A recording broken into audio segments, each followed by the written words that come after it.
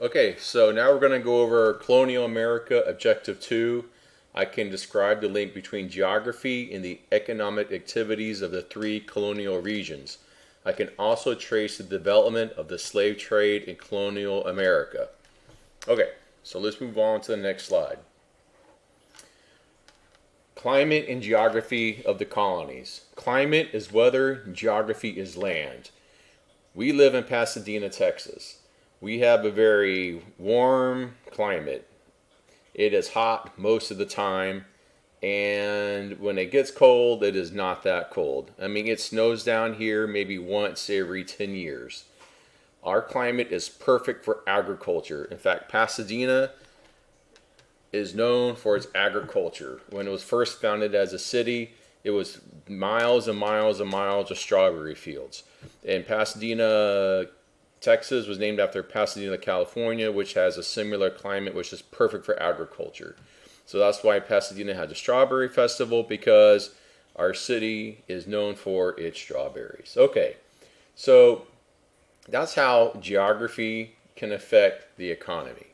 So let's look at the geography of the three colonial regions. So let's go first with New England. Okay, so it's the furthest north of the colonial regions. It's the top north of the 13 colonies.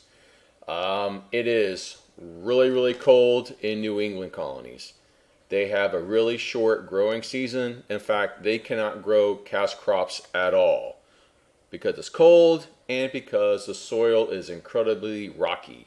You just can't grow much of anything out of the soil in New England colonies other than like small family farms, just enough for you to grow some vegetables to feed your family. It's really hilly, and they have a lot of very fast moving rivers. So your New England colonies, it's cold, the soil's rocky. They have a lot of harbors. A harbor is nothing more than just an inlet of water from the ocean. Kind of like Galveston Bay here at the Houston Ship Channel, which is right where Pasadena is located next to. Harbors are really great for trade. So New England has a lot of great harbors, like Boston Harbor. That would be a great example. It's a great place for ships to come up right to the shore, unload their cargo, get more cargo, and then go sail back to wherever they need to go to. Okay? So that's New England colonies. Middle colonies is what we have temperate climate. It doesn't get too hot. It doesn't get too cold. It's just right. The land is flat coastal land, great slow rolling hills. They have great harbors too, but not as good as New England. It's great for agriculture. The middle colonies, it has great land for growing grain crops. Not cash crops, because it's still too cold for cash crops like tobacco or indigo or rice, but it's perfect for wheat crops like wheat, barley, and rye. Those are grain crops that are grown, and they can make things like bread, oatmeal, that kind of thing. Food that people eat. So that's why the middle colonies would be called the breadbasket colonies, because their climate and geography is perfect for growing crops. All right. Okay, let's move to our southern colonies. Like it says, southern, it's way at the bottom. It has the warmest climates, just like Houston. In fact, if we were to be a colony, we would be a southern colony, because our climate and geography is exactly what it was in the colonies like Virginia, North and South Carolina, and Georgia. The winters don't get very cold at all. It doesn't snow at all in the south. They have great fertile soil. Land that's perfect for growing cash crops, because those crops need a long growing season. So in the south, it stays warm enough for you to plant a crop in March and for you to harvest that crop in October, which is what most cash crops need.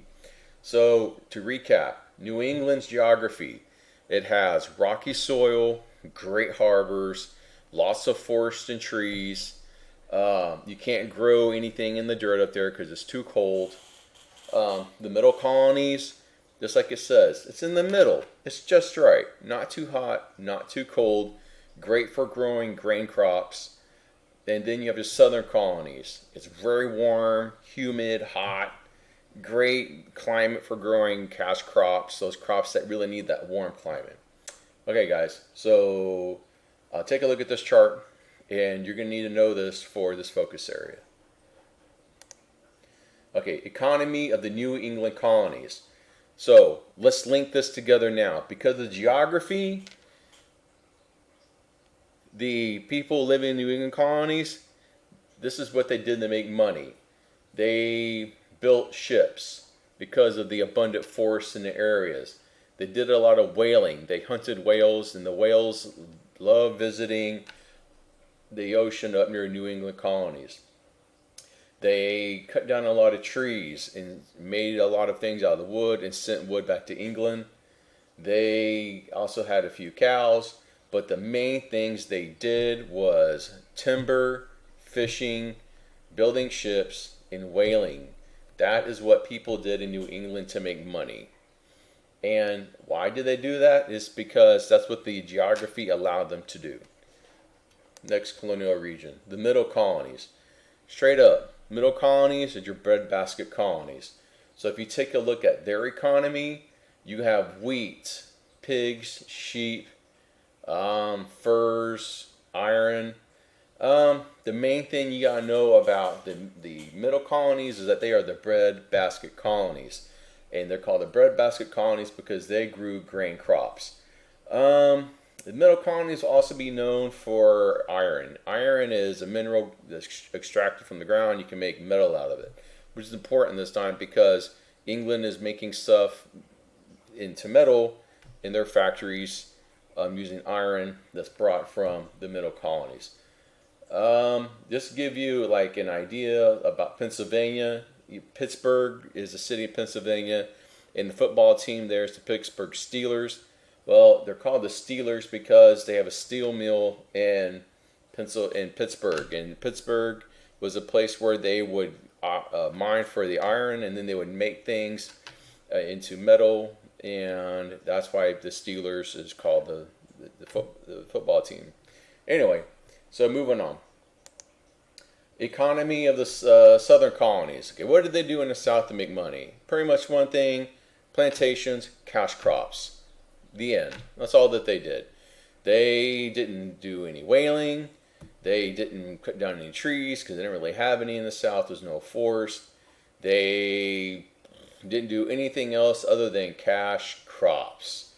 They built these giant farms called plantations, and they brought in slaves from Africa to farm the fields, or what we call cultivate, which is grow the crops such as indigo, tobacco, and rice. Not cotton yet. Cotton would be big in the South after the invention of the cotton gin.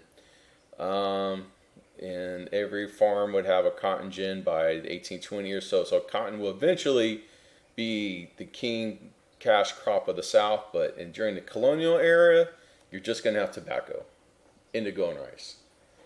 Okay. The economy and water. Guys, roads at this time are awful, and carrying cargo or trading through roads is expensive, it's dangerous, and most people don't like using roads for transportation or trade. The rivers at the time is the freeway system because it's very cheap and easy to ship your cargo over rivers. All you need is a boat. You can put your raw materials on the boat and ship it down the river to a harbor to be packed on a big ocean boat to go to England. Okay, so here in this PowerPoint it says, in the American colonies, proximity, closeness to water equaled money. In northern colonies, harbors allowed ships to come in and make trade with Europe possible. So, guys, look, the main harbors that are going to be in the 13 colonies are going to be New York, Boston, and Charleston. But the best harbors were in the New England colonies, especially Boston. Boston is going to be the place where most trade is going to happen at. Okay. All the major cities in the original 13 colonies are close to the coast. Good harbors are close to major rivers. In the southern colonies, tidewater areas allow for irrigation, water for crops, which help the plantations to thrive. Okay, guys, so take a look at this picture here. If you see where it says Upper Bay next to New York City, between Brooklyn and Staten Island, those are a great place for a boat to come up right up to the shore, unload and load cargo, and you have access to rivers and rivers like the freeway at the time. So, guys, look, New York, as you can see in that picture, is a great harbor. And the picture below it is like any one of the southern colonies. You have tidewater area where you have access to freshwater rivers. You can easily do some irrigation projects to bring that fresh water to your plantation and water your crops. So you got to remember, everything at this time in the colonial era is next to water somehow, either rivers or the ocean. And harbors are the key lifeblood for the economy of the colonies because they need harbors to trade. And they also need rivers. Okay, guys. This PowerPoint did not cover the expansion of the slave trade. That's back in Objective 1. If we do want to try to tie in the slave trade and how it began, we can go to the economy of the southern colonies. Plantations. The demand for labor was extremely high. They need a lot of workers to operate and cultivate the crops in the South. And unfortunately, what the plantation owners did is get slaves from Africa. So the European countries that were mostly responsible for the slave trade were the Portuguese and the Dutch. These were the two countries that were trading goods with African kings for slaves and bringing them to the New World, the New Worlds like North America, Central America, and the Caribbean. And they would sell their slaves to these plantation owners, and the plantation owners would use the slaves to work the fields. Okay, guys, it's the awful tragedy in history that we had to understand. Okay, and so remember, slavery is also part of the triangle trade that we learned about in Objective 1, where you have trade between the colonies, Europe, and Africa. So this triangle trade, this trade between these three continents, had to do with the exportation of slaves from Africa to the New World, raw materials from the colonies to Europe, finished products from Europe to Africa, or Europe back to the colonies. Okay, so it was a system of trade between those three continents through the Atlantic Ocean. Also, what we got is mercantilism, where the colonies exist for the benefit of the motherland. The economies of these three colonial regions, southern, middle, and New England, remember, these colonies exist to benefit England. They're there to make England rich, not themselves. Okay, so we still got to tie back to the concepts of mercantilism and triangle trade. Okay, guys, so I think we did a pretty good job of going over our objective. You can describe the link between geography and economic activities of three colonial regions. We did that. I can trace the development of slave trade in colonial America. Okay, guys, this wraps up this objective, and thank you very much, and have